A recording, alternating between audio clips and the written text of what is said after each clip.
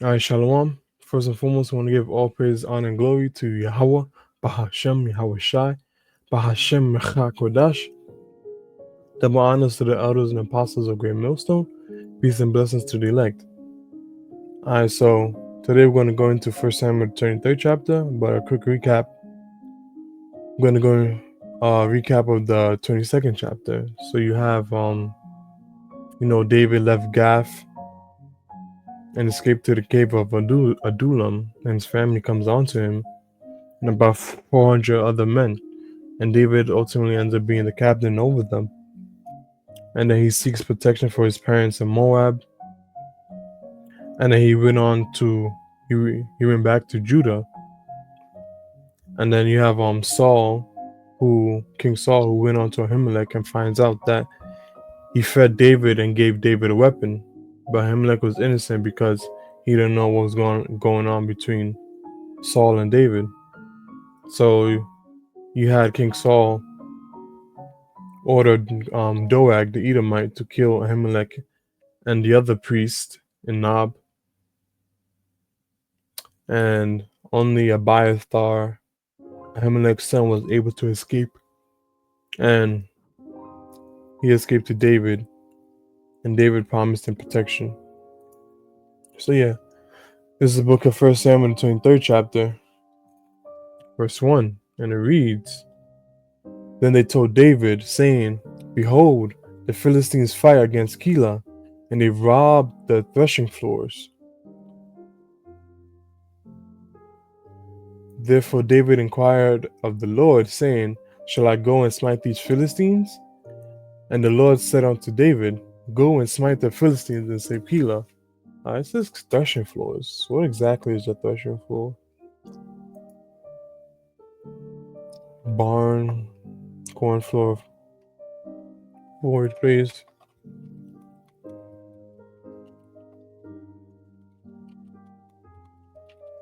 I never really thought about it until now. Threshing floor is an ancient, flat outdoor area where farmers separate grain from the chaff through a process called threshing.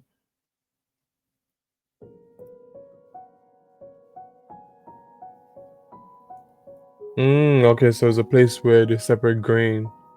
What does grain look like? Grain.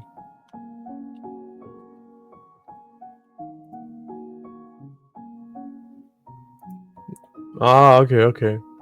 So, okay, that makes sense. So, when farmers plant, this grain is what comes out, and then they use the threshing floor to separate is it the seeds or the stuff inside the leaves? Okay, that makes sense. All right, so they rob the threshing floors. Okay, so they're robbing the grain. Okay. Therefore, David, verse 3, and David's men said unto him, Behold, we be afraid here in Judah. How much more if we come to Keilah against the armies of the Philistines? Then David inquired of the Lord yet again, and the Lord answered him and said, Arise, go down to Keilah, for I will deliver the Philistines into thine hand. So David and his men went to Keilah and fought with the Philistines, and brought away their cattle, and smote them with a great slaughter. So David saved the inhabitants of Keilah. Damn. So right here, you have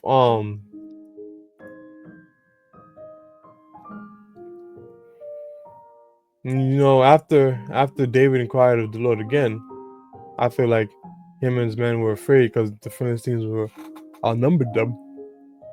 The Lord said to go get him. Hey, David didn't ask no more questions after that. He just went.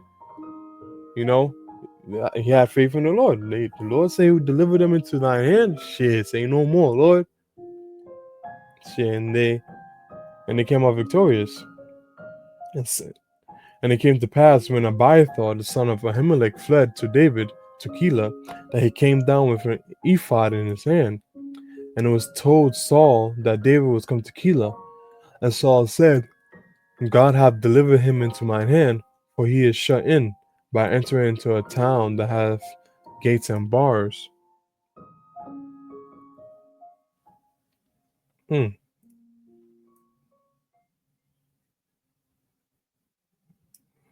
And Saul called all the people together to war to go down to Keilah to besiege David and his men. Because so Saul finds out that David was in Keilah, so he sends people to go besiege David and his men while they are in Keilah. Okay.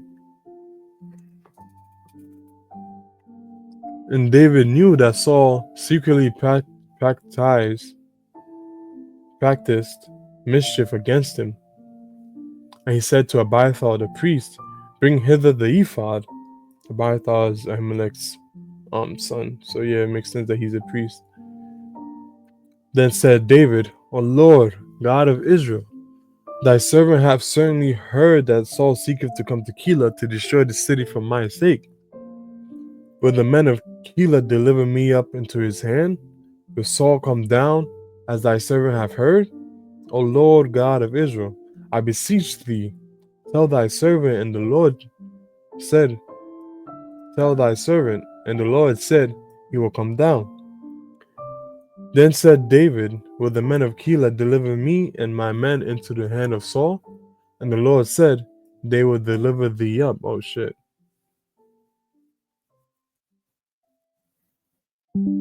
Damn, so let me hold on 1 second. Oh, yeah, so David inquired the Lord, and the Lord basically told him that the men of Keilah would deliver him and his man to Saul. So, verse 13, then David and his men, which were about 600, arose and departed out of Keilah, and went whithersoever they could go. And it was told Saul that David was escaped from Keilah, and he forbore to go forth. So after he heard that David left Keilah, he didn't continue with the siege. He basically refrained from going after him. And David abode in the wilderness and strongholds, and remained in the mountain in the wilderness of Ziph. And Saul saw him every day, but God delivered him not into his hand. Oh shit. Damn. So Saul is still looking for him, even though he has no leads. Damn. What is that saying? Um Shit. It's pointless to look for something you don't know where to begin. No? No? No. Alright. Something like that. It's not important. It's alright. Um Verse 15. And David saw that Saul was come out to seek his life, and David was in the wilderness of Ziph in a wood. In a wood. Hold up. In a wood. A forest. Okay, forest. Alright. And Jonathan, Saul's son, arose and went to David in the wood, and strengthened his hand in God. Oh, they've been united once again. There, you could probably imagine this. Jonathan goes to go look for David. We finally meet. The tears running down their eyes. Ah, shit. And he said unto him, "Fear not, for the hand of Saul my father shall not find thee, and thou shalt be king over Israel, and I shall be next unto thee, and that also Saul my father knoweth." What? And he said and Jonathan, Saul's son, arose and went to David into the wood, and strengthened his hand in God.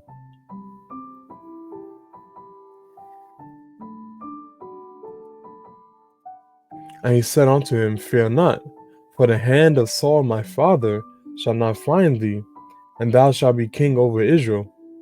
Jonathan is talking to David right now. "And I shall be next unto thee, and that also Saul my father knoweth." And they two made a covenant before the Lord, and David abode in the wood, and Jonathan went to his house. Alright, so, okay, it makes sense. when Jonathan found David, Jonathan basically reassured him that David will become king over Israel and Saul won't find him. Okay. Then came up the Ziphites to Saul, to Gibeah, saying, "Doth not David hide himself with us in strongholds in the wood, in the hill of Hakilah, which is on the south of Jeshimon? Now therefore, O king, come down according to all the desire of thy soul to come down, and our part shall be to deliver him into the king's hand." These fucking niggas. So you have the Ziphites out here. They know that David is with them in the wood. And so they basically told Saul, and they're saying that they would deliver the David into to Saul. They basically did by telling him that they were telling him where he was at, in the hill of Hakilah. Damn, that's crazy. And Saul said, "Blessed be ye of the Lord, for ye have compassion on me. Go, I pray you, prepare yet, and know and see his place where his haunt is, and who have seen him there, for it is told me that he dealeth very subtly." Haunt? Oh, his hideout. Okay, basically his hideout, okay. Where he was staying. "See therefore, and take knowledge of all the lurking places where he hideth himself, and come ye again to me with the certainty. And I will go with you, and it shall come to pass, if he be in the land, that I will search him out throughout all the thousands of Judah." And they arose and went to Ziph before Saul, but David and his men were in the wilderness of Maon, in the plain on the south side, on the south of Jeshimon.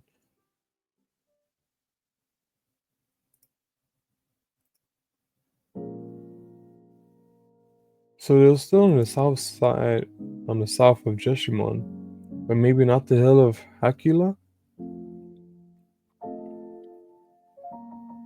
So you have over here Saul basically telling the Ziphites to make sure that David is where you say he is, and go look at all his hiding places, everything. Because you know David, he's very crafty. That's what Saul is saying. He's very crafty. So go make sure, double check, triple check everything, and then when you're sure, then let me know. No, let Saul know. Yeah, that's what Saul is saying. And then I'll go search from him. I'll go get him after that. Verse 25.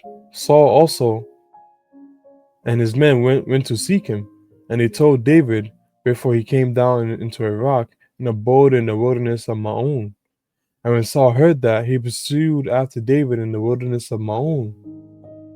And Saul went on this side of the mountain, and David and his men on that side of the mountain. And David made haste to get away for fear of Saul. For Saul and his men compassed David and his men round about to take them. So Saul is closing. So you have Saul going after him in the wilderness south of Jeshimon, and Saul is basically closing in on David because Saul's on one side and David and his men are on the other. So Saul is getting close. But there came a messenger unto Saul saying, "Haste thee and come, for the Philistines have invaded the land." Bam! Lord delivered David right there. Oh my days. So, yeah. Wherefore Saul returned from pursuing after David and went against the Philistines. Therefore they called that place Salah Amalekah. Salah Amalekah. And David went up from thence and dwelt in the strongholds in Gedi. What does Salah Amalekah mean? Let's see, let's find out. The cliff of escapes, or the cliffs of divisions, a rock or cliff in the wilderness of Maon, southeast of Hebron, the scene of an escape of David from Saul. Okay, so that's why they called it that. Makes sense. So, you know, quick summary of what happened in this chapter. You have David in the beginning. He saves Keilah from the Philistines after seeking the Lord. And then Saul had planned to trap him there. But David consulted the Lord once again and fled Keilah because the Lord told him that the men of Keilah would have delivered David and his men unto Saul. And then you have David and his men hiding in the wilderness. And then Jonathan found him and basically reassured him that David will indeed become the king of Israel. And then you have these fucking niggas, the Ziphites, who ratted David out and told Saul where he was at. But as Saul was closing on to him, the Lord delivered David by having the Philistines invade. Did it say where? Nah.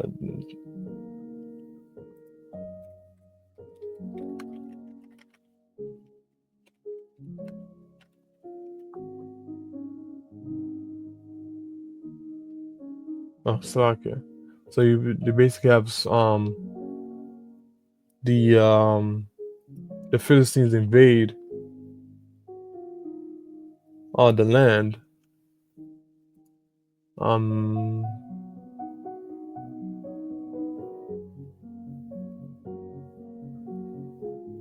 I believe. Let me see. It's been basically, yeah. They invaded the land, so Saul had to return back and to deal with them. And then you have David went to Engedi. But 1 second. Yeah, then let me see. Right there. Oh no.